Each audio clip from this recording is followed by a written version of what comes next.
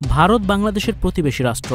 বাংলাদেশ বরাবরই বন্ধুত্বপূর্ণ সম্পর্ক বজায় রেখেছে ভারতের সঙ্গে। তবে ভারত যে দেশ হিসেবে নষ্টের দ্বার প্রান্তে, তার উদাহরণ হলো দুর্গাপূজায় অসুরের চেহারায় প্রধান উপদেষ্টা ডক্টর মোহাম্মদ ইউনূসের মুখের আদল, যা নিয়ে সোশ্যাল মিডিয়ায় চলছে ব্যাপক সমালোচনা।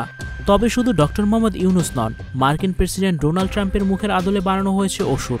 অন্যদিকে দেবী দুর্গার হাতে কাটা নরমুন্ডু পাকিস্তানের প্রধানমন্ত্রী শেহবাজ শরীফের মুখের আদলে।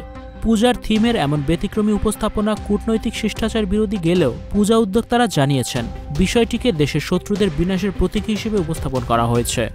রাজ্যের মুর্শিদাবাদ জেলার বহরমপুর খাগড়া সাধক নরেন্দ্র স্মৃতিসংঘের মণ্ডপে নজরে এসেছে ডক্টর মোহাম্মদ ইউনূস ও শেহবাজ শরীফকে অসুর বানানোর দৃশ্য। পূজা মণ্ডপে প্রবেশ করলে দর্শনার্থীদের চোখে পড়েছে দুর্গার পায়ের নিচের অসুরকে, যার চেহারায় হুবহু ফুটিয়ে তোলা হয়েছে ডক্টর মোহাম্মদ ইউনূসের আদলে। অন্যদিকে দেবী দুর্গার হাতে রয়েছে একটি কাটা নরমুণ্ড, এর মুখায়ও ফুটিয়ে তোলা হয়েছে পাকিস্তানের প্রধানমন্ত্রী শেহবাজ শরীফের আদলে। তৃতীয়া থেকেই প্রতিদিন হাজার হাজার ভক্ত ও দর্শনার্থী ভিড় জমাচ্ছেন পূজা প্যান্ডেল ও প্রতিমা দেখতে। পূজা কমিটির দাবি, তাদের এই বছর পূজার থিমের নাম দহন, দেশের শত্রুদের বিনাশের প্রতীকী উপস্থাপনায় তাদের মূল উদ্দেশ্য। বহরমপুরের আরেক পূজা মণ্ডপের বিশেষ আকর্ষণ ডোনাল্ড ট্রাম্প রূপী মহিষাসুর।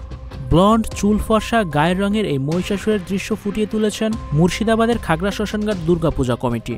৫৯তম বছরে দুর্গাপূজায় ডোনাল্ড ট্রাম্পের আদলে এই পূজা কমিটির মহিষাসুরের মূর্তি তৈরি করেছেন শিল্পী অসীম পাল।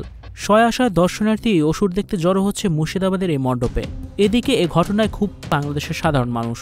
সোশ্যাল মিডিয়ায় কেউ মন্তব্য করেছেন ১২০০ টন ইলিশের আর কয়েক হাজার প্যাকেট চিনিগুড়া চালের এই প্রতিদান। কেউ লিখেছেন আসলে ওরা হাসিনার পতন মেনে নিতে পারেনি, মেনে নিতে পারেনি প্রফেসর ইউনূসকে, মেনে নিতে পারেনি বাংলাদেশের উপর থেকে ওদের খবরদারি কমে যাওয়াকে। ওরা কখনো মানতে পারে না স্বাধীন বাংলাদেশকে। Icon focus 24 TV, powered by 4D Fourth Dimension।